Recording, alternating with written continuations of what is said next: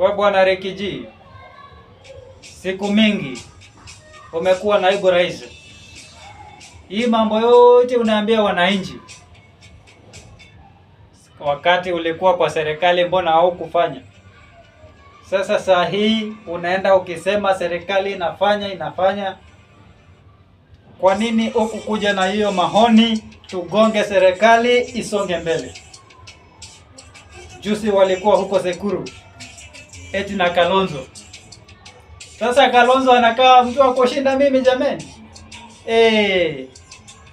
Bwana Kalonzo, mimi nimekuwa supporter timu wa marais wengi nchini Kenya.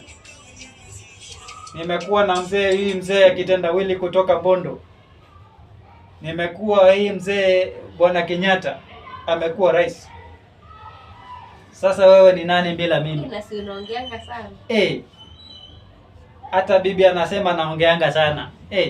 Asalale. Si lazima niongee inchi isonge mbele jameni.